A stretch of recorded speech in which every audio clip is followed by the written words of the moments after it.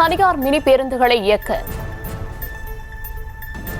எதிர்ப்பானது கிளம்பியிருக்கிறது. அந்த அண்மை செய்தியை பார்த்து வருகிறோம். தனியார் பேருந்துகள் இயங்குவது தொடர்பான கருத்து கேட்ட கூட்டத்தில் இந்த கருத்தானது தெரிவிக்கப்பட்டிருக்கிறது. விவரங்களுடன் இணைக்கிறார் செய்தியாளர் காண்டீபன். விவரம்.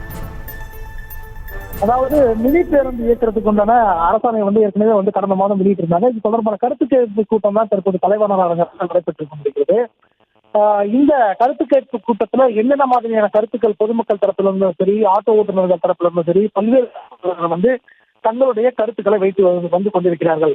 அதாவது மினி பேருந்து இயக்கம் தொடர்பாக இந்த கருத்து கேட்பு கூட்டத்துல பங்கேற்ற சிஐடி தொழிற்சங்கத்தினர் எதிர்ப்பு தெரிவித்திருக்காங்க. என்ன காரணம் சொல்றாங்கன்னாக்கா, ஏற்கனவே தமிழ்நாடு முழுக்க பாத்தீங்கன்னா அரசு டவுன் பேருந்து இயங்கக்கூடிய இடத்துல இது போன்ற மினி பேருந்துகளை இயக்கினால் ஏற்கனவே அரசு போக்குவரத்து கழகத்துக்கு இழப்பு இருக்கு. இந்த மினி பேருந்து ஏற்படக்கூடிய சூழ்நிலை இருப்பதாக தெரிவித்திருக்காங்க.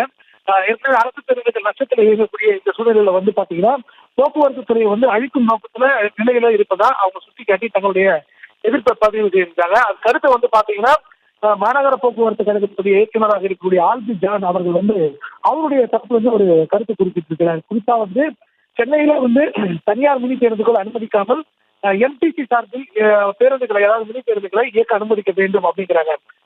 25 கிலோமீட்டர் தூரம் வரைக்கும் அந்த பேருந்துகளை இயக்கக்கூடாது. அதே போல 6 to 8 கிலோமீட்டருக்குள்ளதான் இயக்க வேண்டும். குறுகிய இடங்கள்ல இந்த டிஸ்டன்ஸ்ல இயக்கும்போது கூடுதலான வருவாய் கிடைக்கும் அப்படிங்கிற மாதிரி அவருடைய கருத்தை பதிவு பண்ணியிருக்காரு. அதே நேரத்துல இந்த மாதிரி இயக்கக்கூடிய மினி பேருந்துகளுக்கு ஜிபிஎஸ் உதவியுடன் மினி பேருந்து இயக்க வேண்டும் சொல்லியிருக்காங்க.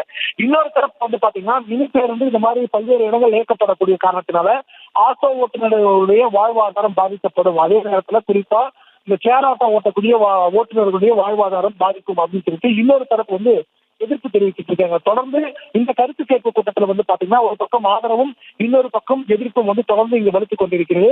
இந்த முடிவுக்கு பிறகுதான் அரசு இந்த கருத்து கேட்பு கூட்டத்திற்கு பிறகு என்ன முடிவு எடுக்கலாம் என்பது அடுத்த கட்ட நடவடிக்கையை நோக்கி நகர இருக்கிறது. காண்டீபன், விவரங்களுக்கு நன்றி. செய்திகளை உடனுக்குடனும் துல்லியமாகவும் தெரிந்து கொள்ள சப்ஸ்கிரைப் பண்ணுங்க.